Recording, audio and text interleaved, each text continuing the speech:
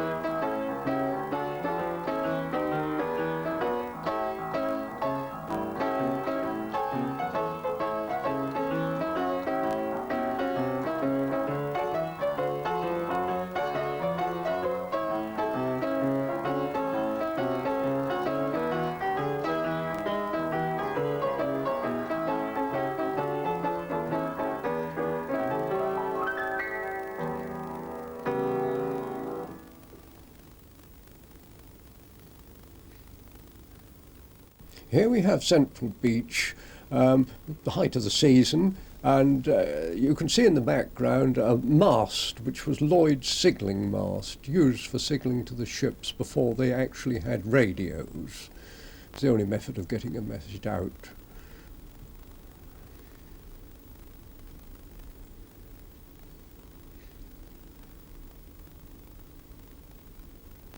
Coming up on the right of the picture, you can see the old revolving tower. It was erected during the 1800s and had a carriage that went to the top of the tower and revolved.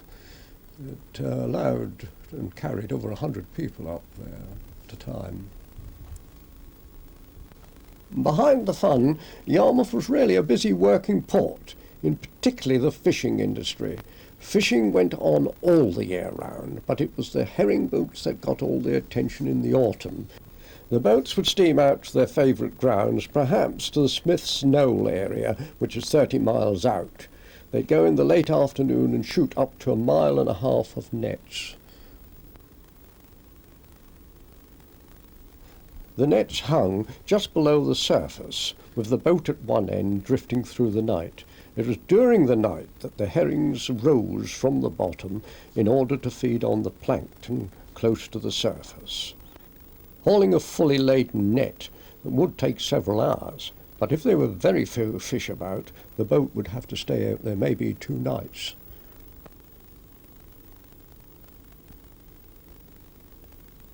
The average catch of a drifter was about 80 to 90 crans. But it could vary a terrific amount. A cran was 1,300 fish. The herring were unloaded by a quarter-cran baskets. This was really another form of measurement. Before 1908, every fish was counted by hand in long hundreds.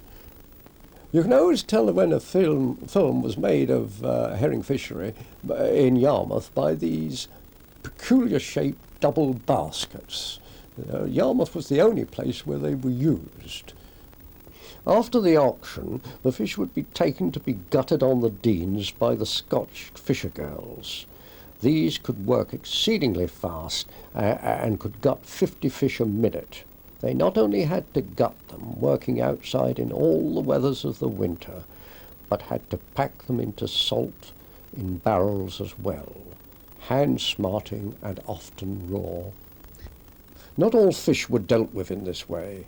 Some were ungutted fish, and these were put into barrels called kits, with salt to act as a preservative, and then ice was heaped on top. Yarmouth was famous for its bloaters and kippers. Bloaters were herring smoked whole and ungutted, whereas a kipper was gutted, opened up down the back and laid out flat and smoked in that condition.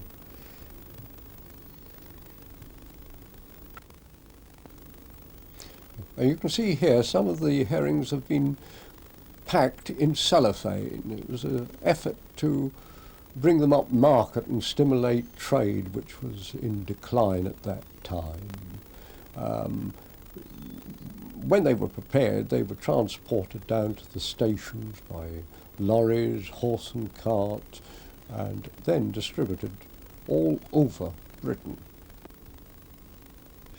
About 80% of the catch went abroad, with large quantities going to Russia. Big steamers, known locally as Klondikers, tied up to the quay to load the barrels of herring. On the 21st of October 1930, the Prince of Wales, who was for a short time King Edward VIII, came to look at the herring industry, and it seems everyone in Yarmouth came to look at him.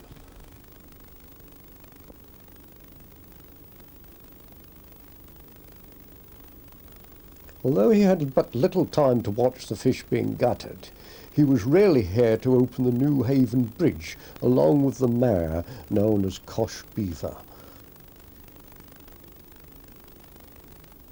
Behind the bridge you can see the temporary bridge that had been put up in February 1928. In 1933, a publicity film for the town was made featuring Kathleen Dorr, a star of the time. What I like about Yarmouth is that there's so much to do. 5.5 mile promenade, 3 piers, a wonderful tower, and all the sports you want. I'm glad we brought our tennis rackets, and while we're here, I'm going to teach you to play bowls.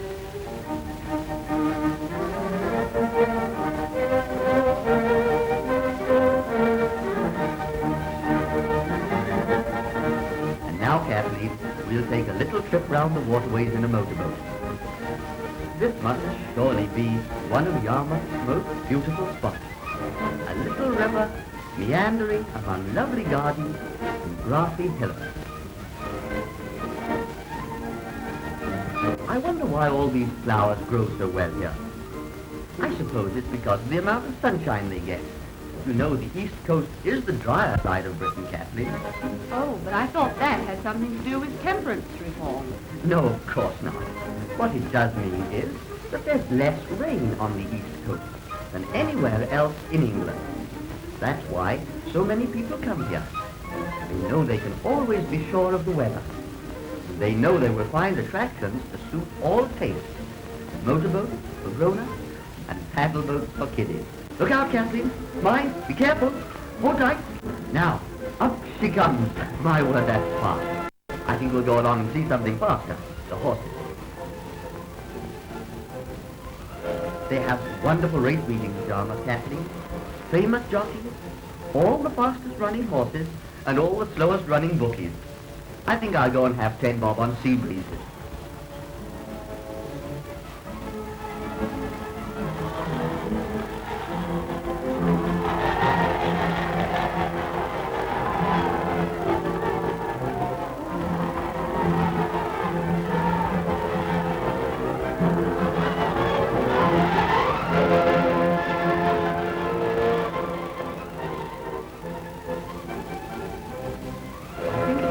time we had a look at Galston.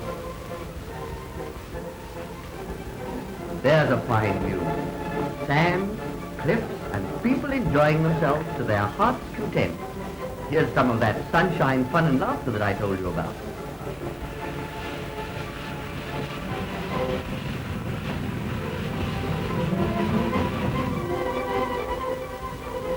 That's real golden sand, and plenty of it too. And what a splendid thing it is that the tide never takes away the beach from the children. The tide is a good friend at Galston because it runs parallel with the beach and so makes bathing absolutely safe.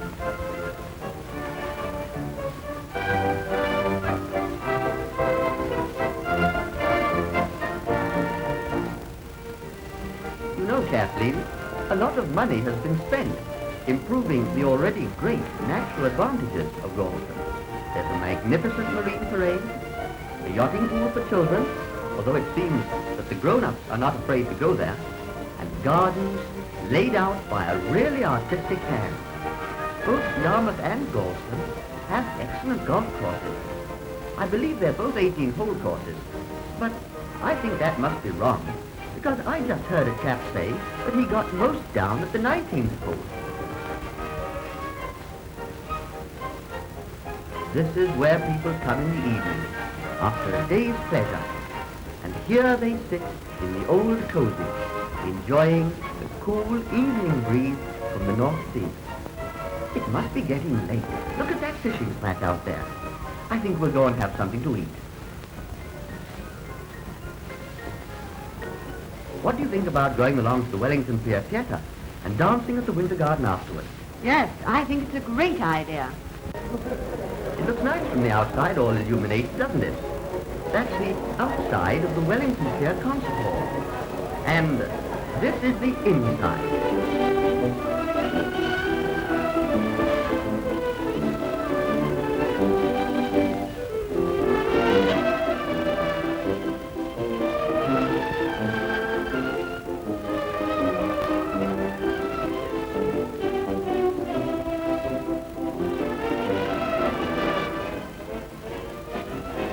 Kathleen, I think this dance hall at the Wellington Pier Winter Garden is just about the best I've ever been in.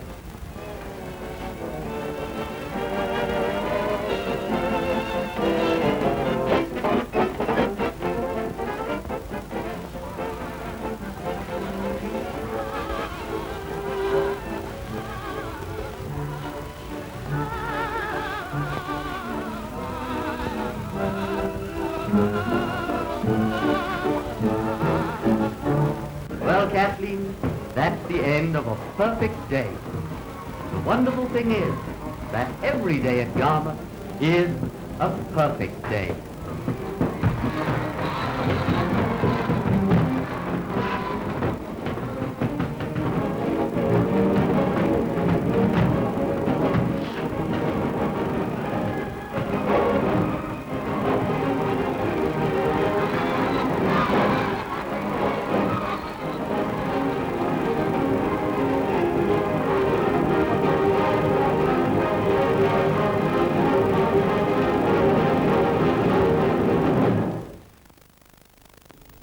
After the war, Yarmouth soon got going again as a holiday resort with holiday makers travelling once again from all over the country.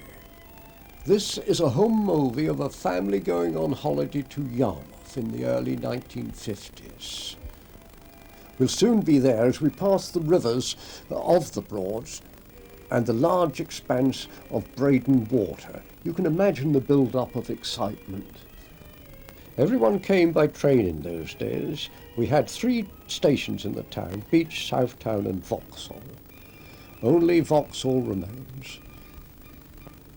The scenes in this film are very evocative of the time, of the beach, the entertainment which was more simple than today, the outings by pleasure steamer to the Broads, and of course the everyday scenes of the streets, people and the market.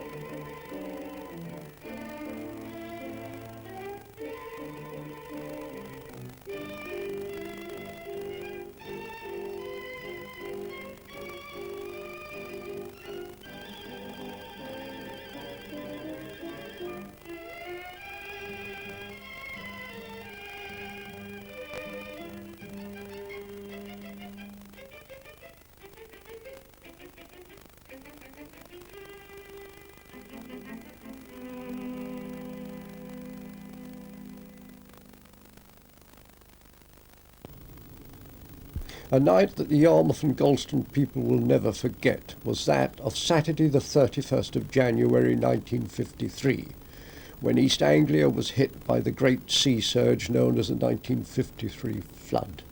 At Yarmouth and Galston, the streets began to fill with water at about 9 p.m. These shots were filmed at Galston on the Sunday when the water had dropped by several feet. You can see the tide mark on some of the houses. This film was taken by Mr. Bovams of Galston. He was showing films on the Saturday night at the Boys' Brigade Hall in Yarmouth. "We can't get you home," he was told. "The streets are full of water." And he had to stay the night at the Brunswick Hotel. He got home on Sunday, grabbed his 16mm camera and began filming. These prefabs were in Pear Place at Galston, opposite the Conservative Club.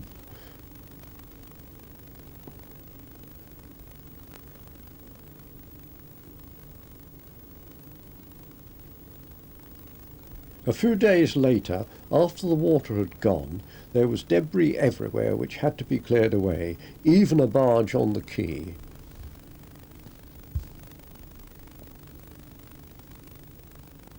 Here we see Southtown Road, always the first place to suffer with floods in Yarmouth.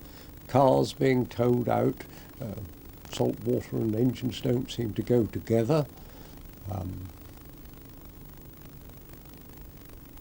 Even a person on a horse trying to get through the flood water. Here you see one of Jewson's timber drugs.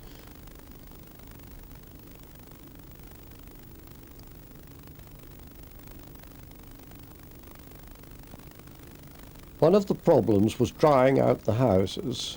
Coal was sent from Lancashire and rationed per household for fires to help with the drying.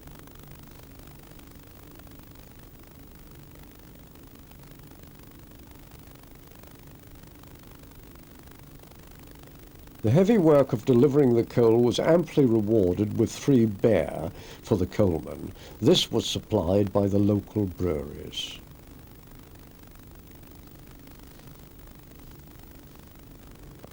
The flood did a lot of damage around Yarmouth. The north wall of Braden was breached and hundreds of acres of low-lying marshes were flooded.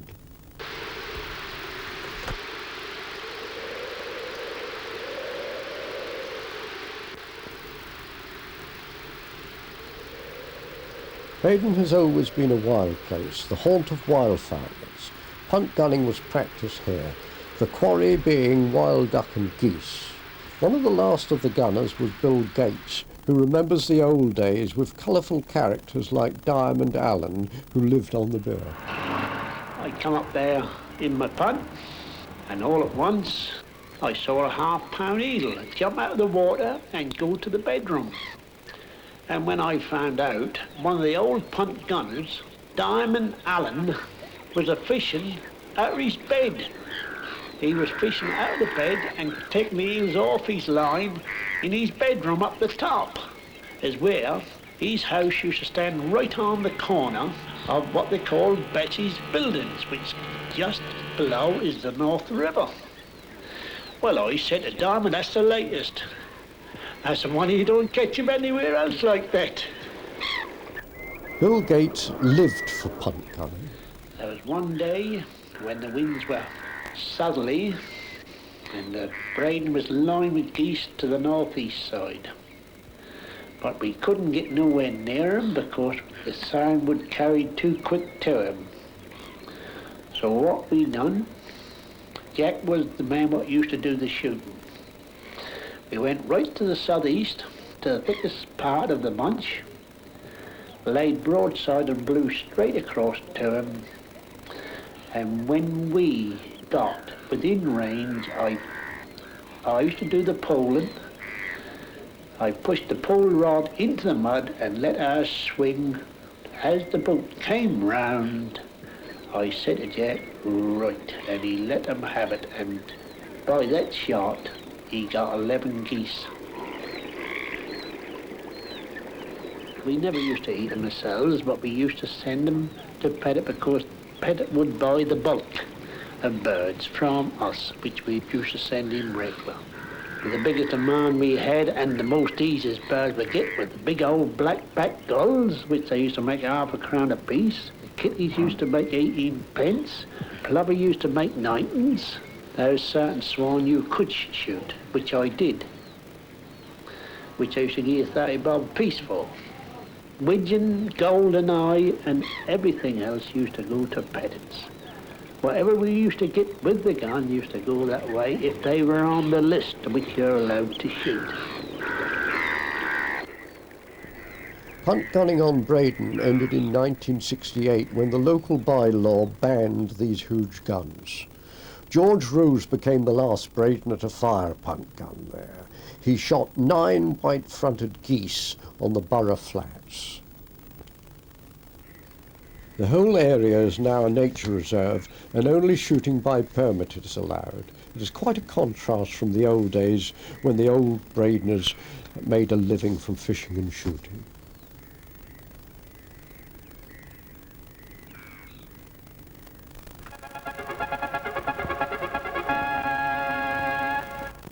In the mid-1950s, Yarmouth carried on its tradition of publicity films of the town.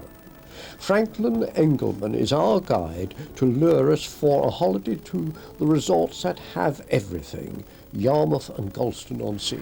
Every year, thousands of holiday makers, over 500,000 I believe, hurry here from all parts of Great Britain. Under grey skies they come from the grey towns of the North and Midlands and the vast areas of London. From all over the British Isles they speed, as fast as comfortable direct trains and coaches can carry them, to these great resorts on the sunny coast of Royal Norfolk. Journey's End sees the coaches unloading the holiday makers at a convenient terminus. For them, the week or the fortnight or the 3 weeks of carefree leisure has begun. Come on, old chap. Genevieve been holding you up somewhere? You are now on the drier side of Great Britain, where the climate always seems to be a little better than it is at home. On the sands of Great Yarmouth, you soon forget the old hometown worker days, making meals and clearing meals away. The tide rises only a few feet, and the sands are available all day. These are happy days, and at long last, Father finds time to be with his children. The town has a compact business area and is the main shopping centre for a large part of Norfolk. Much of the old town has been rebuilt in recent years, but the residential districts stretch for miles along the seafront promenades.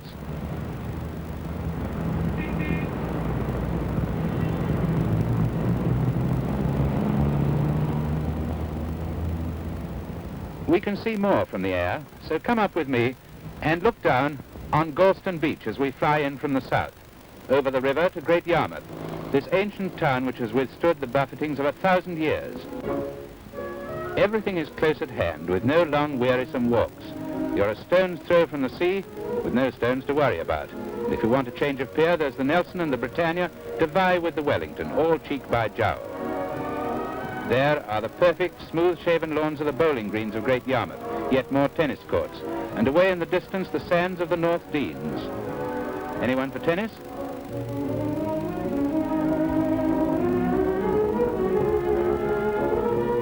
Anyone for a trip round the waterways, with their shallow depths, safe for the wariest and most timid of seafarers?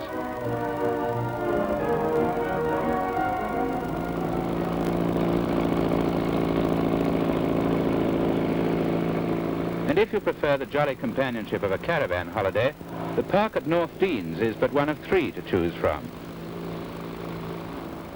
Well, I have enjoyed that rather surprising air trip. Quite a place, Great Yarmouth, and no mistake. But let us rejoin the folk below on the promenades as they make their way back from the beaches to the hotels. What's his line, I wonder? Sunshine brings out the best in a girl, there's no doubt of that. And there are plenty of green lawns and flowers, cool and safe for the tiniest tots. And for those who want to roam further afield, there are the Marham Dunes of the North Deans, adjoining one of the large and efficiently organized caravan sites. There's plenty of offshore shipping to watch, and plenty of good sea air to breathe.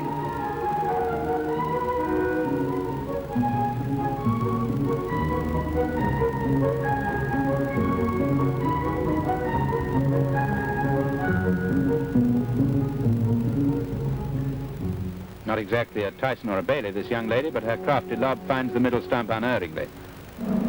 Variety is the spice of life, and if you manage to sample all the attractions down our way, you will have the time of your life.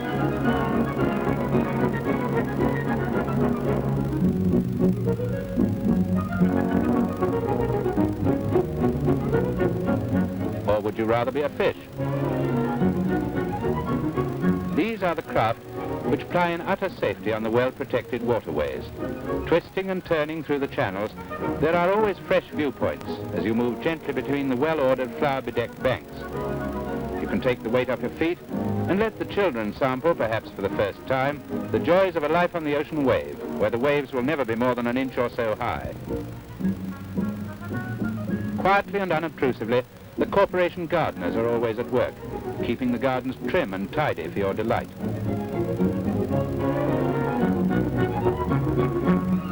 But every ship must come to port, and the young cowboy hasn't got his sea legs yet. If you sit quietly in a sunny corner, you can be amused all afternoon just watching others enjoy themselves.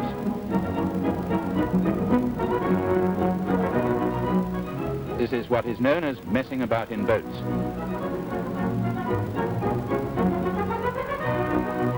I bet the supporters of Leicester City would like to see you now. Hello, girls. You look happy. That's a lucky dog you have there.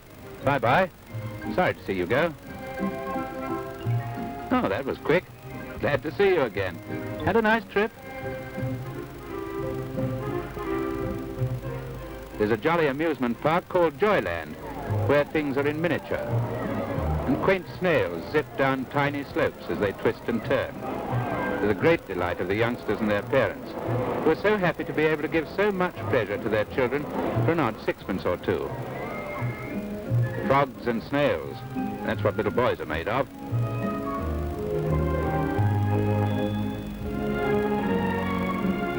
And puppy dogs' tails, apparently. Crazy golf, this is called, and while all golf is crazy, this is goon golf. Roller skating is a great sport here. Whether you can skate or not, there is always someone to take you round, and it's just the place for getting together. And every week there's a skating show in the evening illuminations. And this is the driving school, where the rule of the road is usually observed.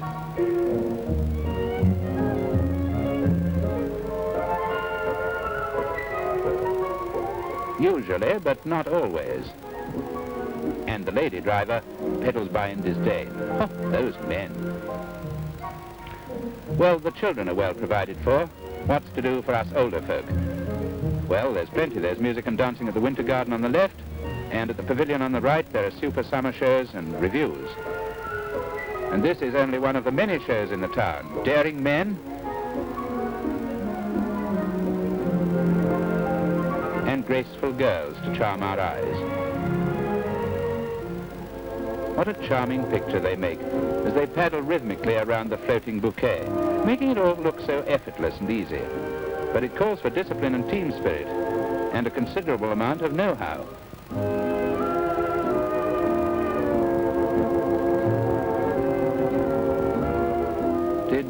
Did I say know-how? Perhaps I should have said wacko.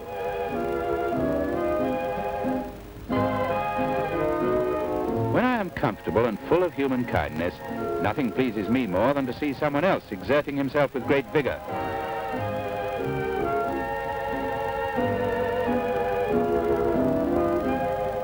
Many years ago, John Gay wrote The Beggar's Opera, in which the gallant Macheath sings, "When the heart of a man is depressed with care, the mists are dispelled when a woman appears." The rascal also sang, "How happy could I be with either, were t'other dear charmer away." But then, that is one of the natural hazards of a seaside holiday. And here is dear Gladys Morgan, bless her, honoring the occasion and warming our hearts with her infectious gaiety and jolly laugh. But there comes a time, sooner or later, to every man when he ceases to be a centre forward, or a wing three-quarter, or a singles player, and then is when the woods start calling. That's what I call bowling the jack. Here are greens to delight the heart of every bowler, where eye and hand and low cunning combine with perfect turf to lay your opponent low. You can watch as you wait your turn, or just watch.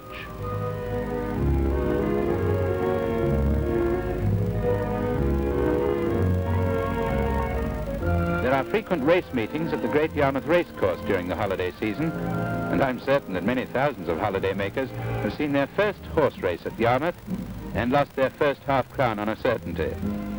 There's a tang of the sea in the air, and that same sea breeze has given the spring to the turf which the GGs rejoice in. It gives the girls a chance to put on their finery, and the men a chance to put on their fivers. And when it comes to a show of hands, or a clean pair of heels, the old firm of Tick and Tack are odds on.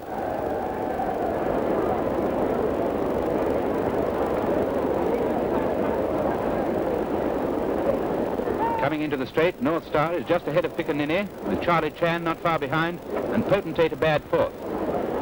The jockeys have got their whips out, and it looks like a close thing, with Piccaninny challenging strongly. North Star can't hold him. As they come up to the finishing post, it's Piccaninny, North Star, Charlie Chan and Potentate nowhere. And after the excitement, all that remains is to collect your winnings and back the winner of the 4:30. Well, let us take a breather on the beach. One always comes back to the beach, and talking of Piccaninny reminds me that there's a Piccaninny somewhere around here watching Punch and Judy. Where is she? Isn't she cute? Aren't they all cute? Let us just sit a while like the children and watch all the other Punch and Judys playing around. What more could you want? Daddy, the kids, a ball, the sand and the sea. All the ingredients for happiness. Could we have some soft music, please?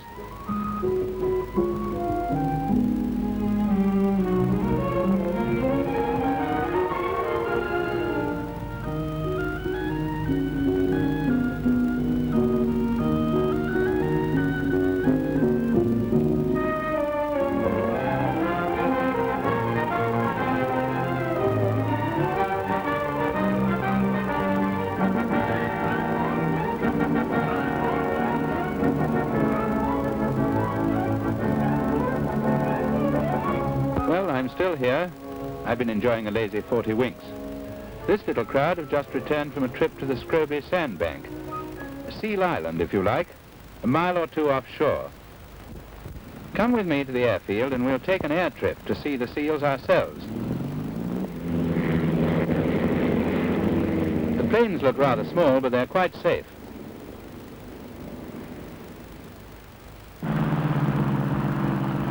Air flips along the coast, over the town, or out to the Scroby sandbank are very popular, particularly with the youngsters.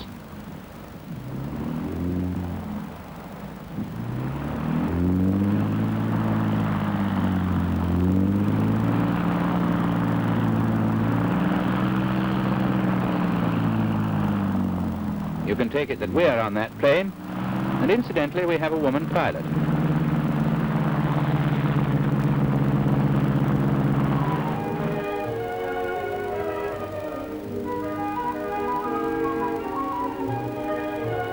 There's the famous desert island. Not a tree, not a shrub, not even a refreshment kiosk. I see we have company. I hope he knows we're around too. And there are the seals.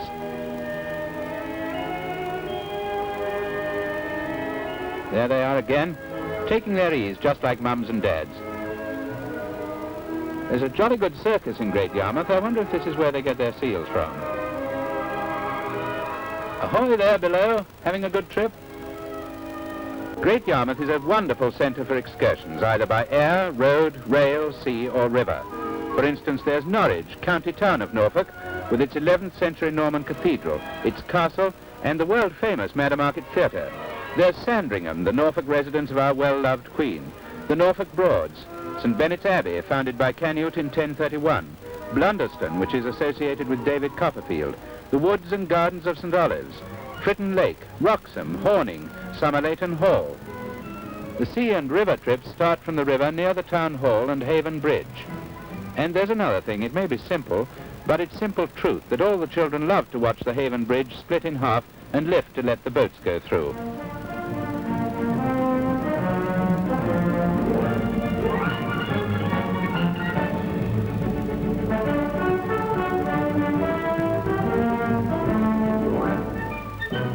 Boats which cover all the waterways of lovely Norfolk on peaceful, time-eclipsing journeys which smooth away worry and care. Let your troubles slide away on the calm water.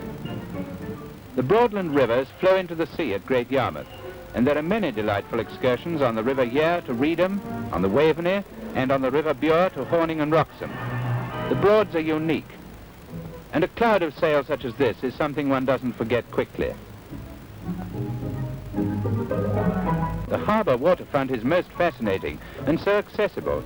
There are always freighters from Holland, Germany, Scandinavia or the Baltic countries moored at the quays, and coastal shipping passes upriver to Norwich. And there are good fish to be caught. In fact, you can have the choice of sea, harbour or river in which to cast your line.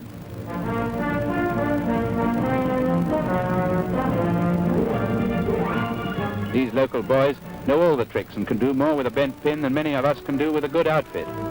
Galston-on-Sea lies downriver, and these little ferry boats ply between Yarmouth and Galston quite frequently, or you can go by bus.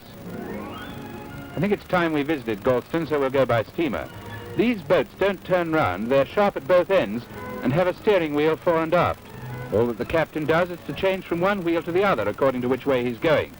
I suspect that a captain is not really necessary, and that steamers could find their way alone from sheer force of habit. In the autumn, the herring fleet will be here, and then the harbour will be chock-a-block with herring boats and drifters.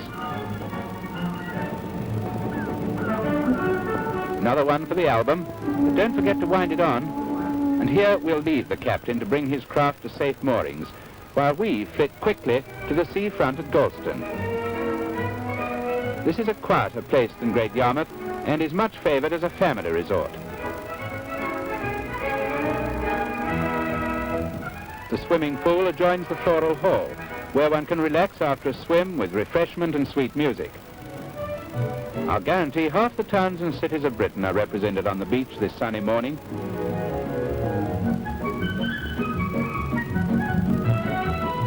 Bathing is as safe as in the family bathroom, and there's much more room, in spite of the huge crowd. This is Children's Corner, and they're here all day long, except at meal times. But there are some who think that even meals are time wasted when sands and sea call.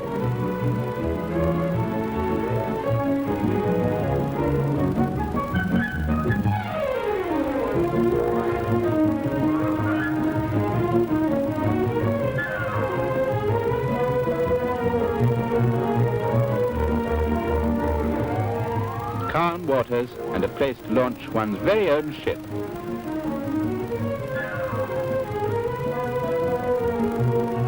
But on regatta days, more serious sailing is in progress. The Norfolk coast and rivers are very popular for sailing, and small boats are towed on car trailers to the scores of regattas held in the area almost throughout the whole year.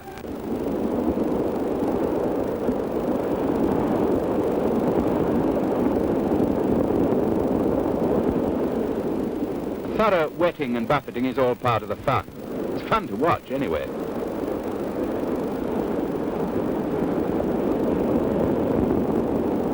Paddled kayaks are even more frail.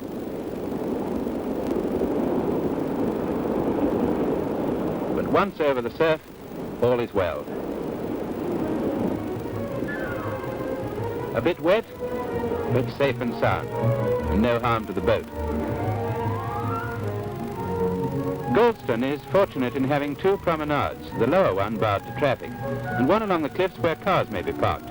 In these splendid surroundings, you can enjoy the bowling greens, putting greens, tennis courts and gardens, whilst the children are safely playing on the promenade and sands below. As the day lengthens, Sandman comes along. Punch and Judy give their last show of the day. The last pony cart makes its last trip. And evening takes the light from the sky, and the beaches are almost deserted. And when the children are in bed, and the evening meal over, then whoopee, a new life begins. There are star-studded shows all over the town. Famous names from stage, radio and television are here to entertain you, so go along and enjoy yourselves. I'll see you in the morning.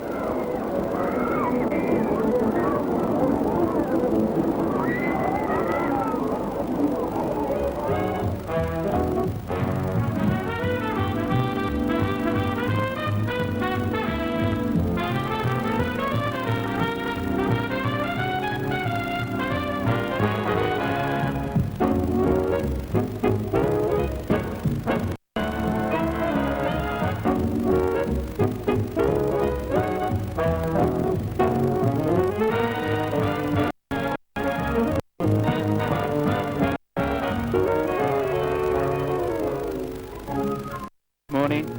Hope you all had a pleasant evening and didn't stay up too late. The children seem to be here first, enjoying the morning sunshine as it glitters over the sea. There she is, back again in her beloved paddling pool. And Tommy is his own happy self again after a good night's sleep. Alas. But there, why shouldn't you sleep until midday after a perfectly lovely evening?